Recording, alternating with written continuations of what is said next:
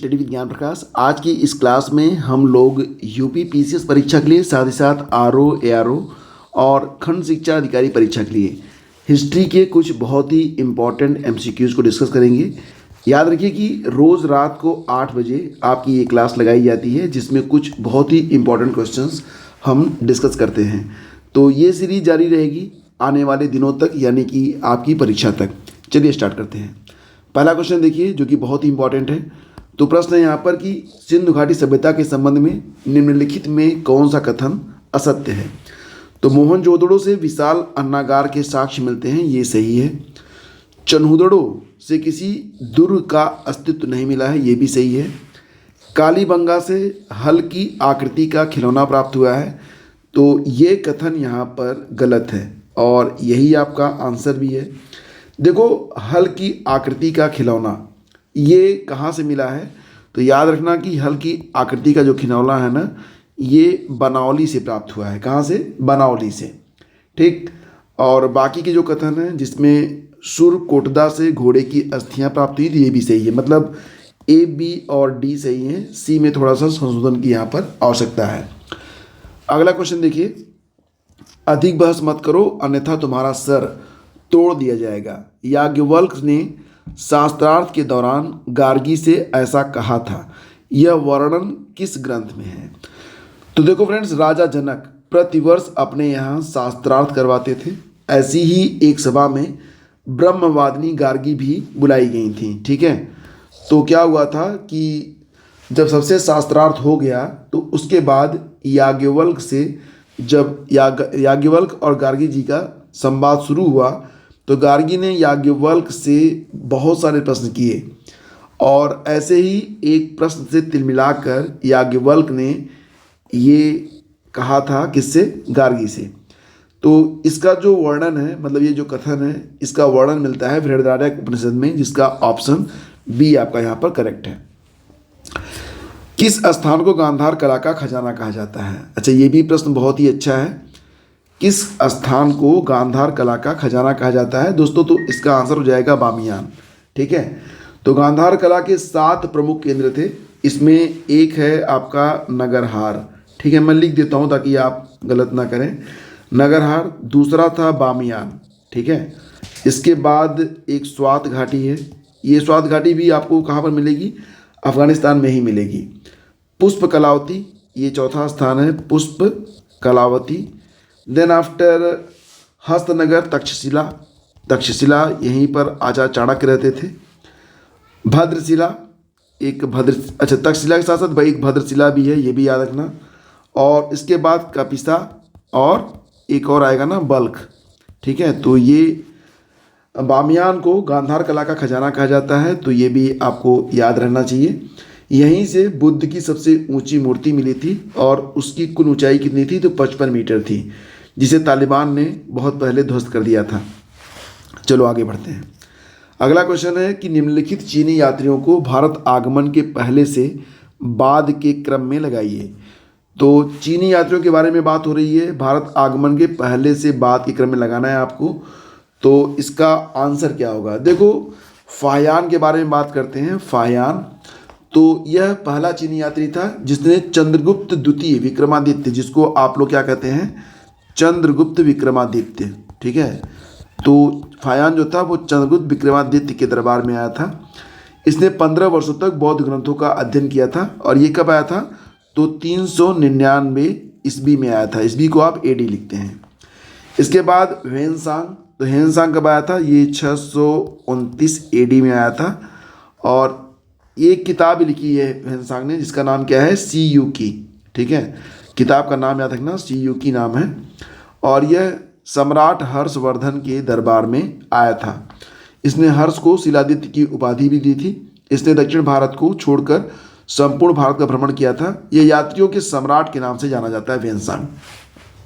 ह्वेनसांग की एक उपाधि क्या है? यात्रियों का सम्राट।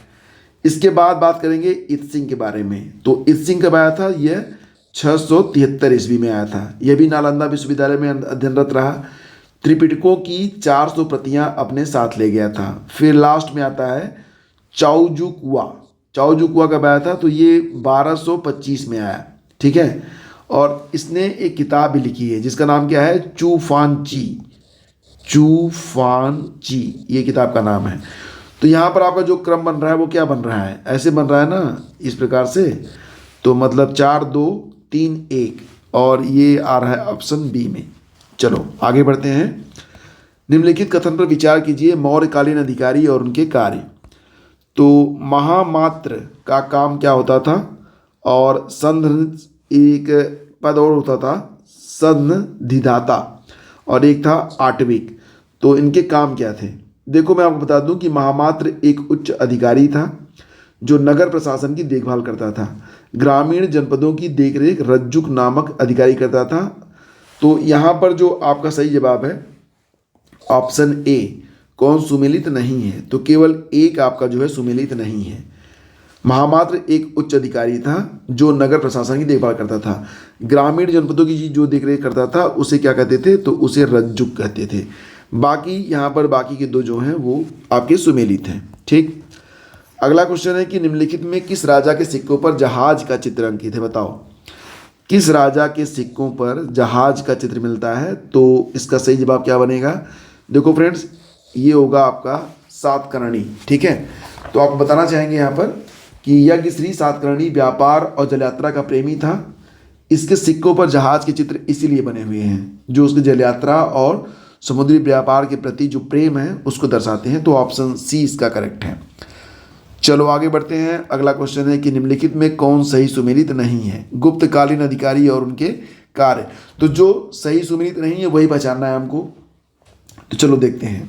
गुप्ता का जो काम होता था वो था सीमांत प्रदेशों का शासक, ये सही है। महादंडनायक पुलिस विभाग का सर्वोच्च अधिकारी होता था, ये गलत है। महादंडनायक जो होता था ना वो ये न्यायाधीश होते थे, मतलब जो महादंडनायक होते थे ये जज थे। ठीक है, तो ये हमारा जो है वो सुमेलित नहीं है और यही हमारा आंसर बन जाएगा। बाकी महाबलाधिकृत सेना का सेनापति होता था और भाट दूत तथा पुलिस कर्मचारी होते थे, भाट।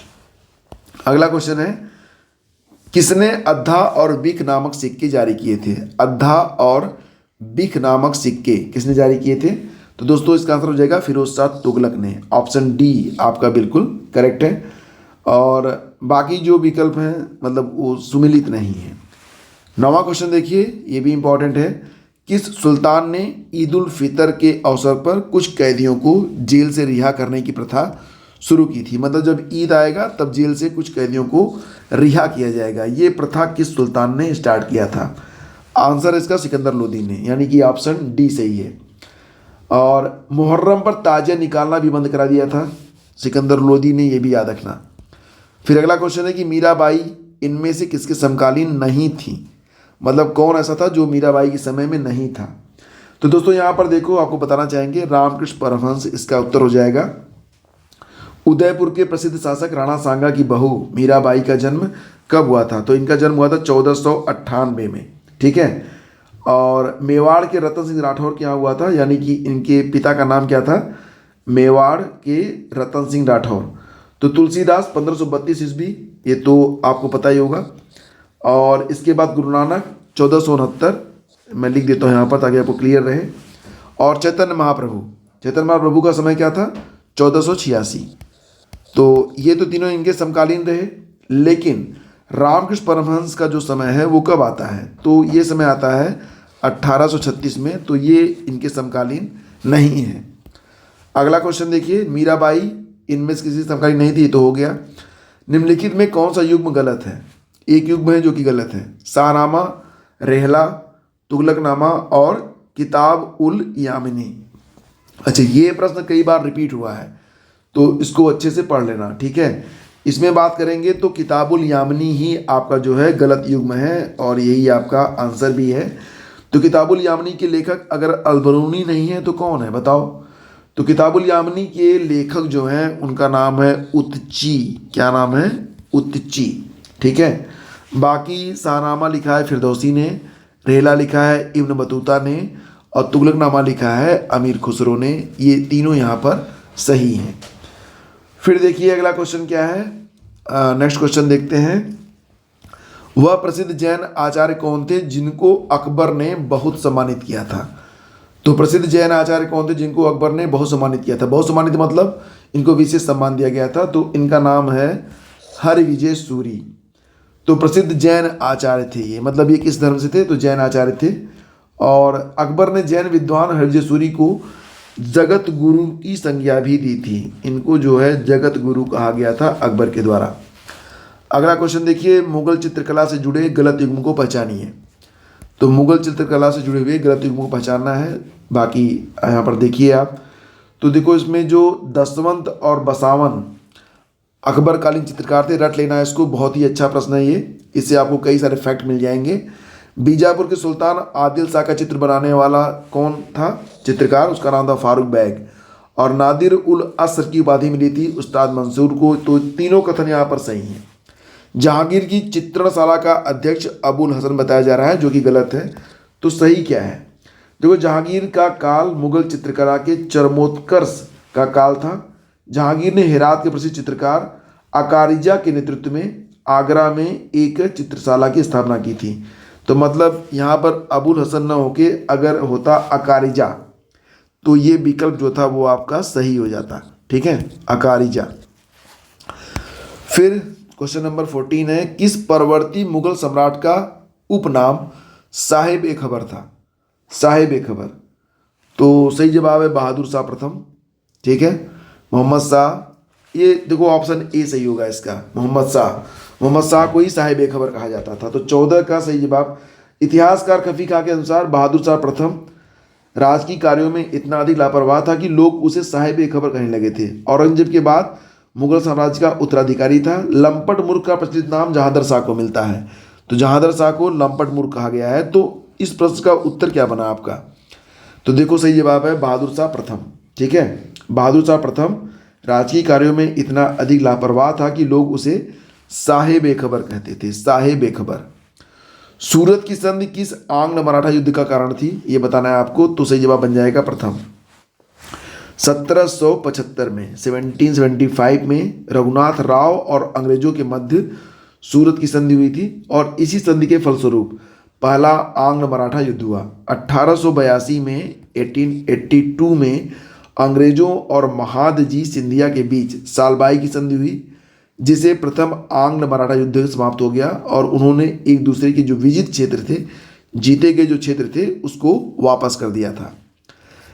द्वितीय आंग्ल मैसूर युद्ध के समय अंग्रेज गवर्नर कौन था? तो द्वितीय आंग्ल मैसूर युद्ध के समय अंग्रेज गवर्नर, तो सही जवाब क्या बनेगा? तो दोस्तों यहाँ पर सही जवाब है वारेन हेस्टिंग्स। जब पहला आंग्ल मैसूर युद्ध हुआ, मैं आपको यहाँ पर बता देता हूँ, जब पहला आंग्ल मैसूर युद्ध हुआ था तो ये कब हुआ था? 1767 में हुआ था। ठीक है, तो उस समय अंग्रेज गवर्नर था लॉर्ड वेरेलस्ट, लॉर्ड वेरेलस्ट। ठीक है, फिर जब दूसरा युद्ध हुआ तो कब हुआ?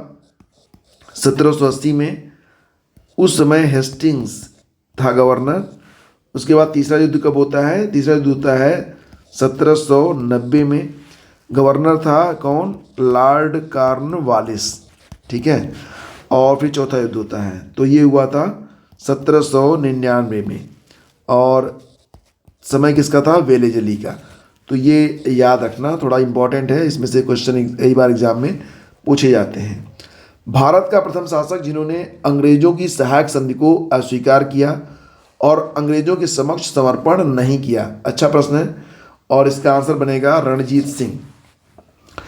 तो पंजाब के सिख राज के प्रमुख सम्राट महाराजा रणजीत सिंह भारत के पहले शासक थे जिन्होंने सहायक संधि को अस्वीकार किया था। तो इसका जवाब बनेगा ऑप्शन बी।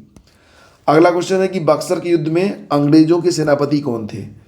तो बक्सर के युद्ध में अंग्रेज सेनापति कौन था? तो सही जवाब है हेक्टर मुनरो। बिहार में स्थित है बक्सर। उसी के मैदान में अवध के नवाब, मुगल सम्राट तथा मीर कासिम की संयुक्त सेना और अंग्रेजी सेना के बीच निर्णायक युद्ध हुआ था। इसमें अंग्रेजी सेना का नेतृत्व हेक्टर मुनरो ने किया था और बहुत जल्द ही हेक्टर मुनरो के नेतृत्व में अंग्रेजी सेना ने बक्सर युद्ध को जीत लिया था। तो सही जवाब इसका बनेगा ऑप्शन ए। सुमेलित नहीं है, कौन सा सुमेलित नहीं है? तो वायकाम सत्याग्रह नारायण गुरु के नेतृत्व में, ये सही है। गुरुवायूर सत्याग्रह के केलप्पण के नेतृत्व में, ये भी सही है। इसके बाद देखो आत्मसम्मान आंदोलन, ये 1920 में हुआ था, ठीक है, और E.B. रामास्वामी नायकर ने चलाया था, न कि आत्माराम पांडुरंग ने। तो इसका जो उत्तर बनेगा वो क्या बनेगा, E.B. रामास्वामी नायकर। तो ये याद रखना आप, ठीक है। और हरिजन सेवक संघ के संस्थापक महात्मा गांधी थे, ये भी सही है। तो ए बी और डी सही है, सी में थोड़ा सा इंप्रूवमेंट की आवश्यकता थी। फिर देखो क्वेश्चन नंबर 20 है कि बम्बई प्रेसिडेंसी एसोसिएशन की स्थापना किसने की थी। तो इसका जवाब बनेगा फिरोज शाह मेहता, के.डी. तैलंग और बदरुद्दीन तैयब ने। तो बम्बई प्रेसिडेंसी एसोसिएशन की स्थापना कब की गई थी, 1885 में हुई थी। तो इसको याद रखना। फिर है क्वेश्चन नंबर 21 कि किसने 1815 में आत्मीय सभा की स्थापना की। तो सही जवाब है राजा राम मोहन राय। और अंतिम प्रश्न है कि स्वदेशी आंदोलन के स्थान और उसके नेतृत्वकर्ता के संदर्भ में सही युग्म का मिलान कीजिए। तो चलो मिलान कर लेते हैं इसका। सूची 1 है और सूची 2 है। सैयद हैदर राजा के बारे में बात करते हैं। तो सैयद हैदर राजा, देखो यहाँ पर क्या होगा कि बंगाल से प्रारंभ हुए स्वदेशी आंदोलन को देश के दूसरे भागों, विशेषकर बम्बई, मद्रास और उत्तर भारत में फैलाने का प्रमुख जो भूमिका रही थी वो तिलक की रही थी। तो यहाँ पर स्वदेशी आंदोलन का नेतृत्व पंजाब में लाला लाजपत राय ने किया था और सरदार अजीत सिंह ने किया था। तो स्वदेशी आंदोलन का नेतृत्व पंजाब में किसने किया था, पंजाब में लाला लाजपत राय और सरदार अजीत सिंह ने किया, ठीक है। दिल्ली में सैयद हैदर रजा ने किया था, सैयद हैदर रजा, ये याद रखना। और मद्रास में चिदम्बरम पिल्ले ने किया था, ये भी सही है। और हरि सर्वोत्तम राव ने आंध्र प्रदेश में। तो ये इसका सही मिलान हो जाएगा, ठीक है। तो उम्मीद करता हूँ कि इस सेशन से आपको काफ़ी कुछ जानने को मिला होगा। डेली 8 PM आप लोगों का मोस्ट वेलकम है। अपने नॉलेज को इम्प्रूव करिए और परीक्षा में इस बार 2023 में अपनी एक सीट पक्की जरूर करिएगा। तो रेगुलर विजिट कीजिएगा, रेगुलर आपके लिए ऐसे वीडियोज यहाँ पर मिलते रहेंगे। Thank you so much, have a great day, जय हिंद।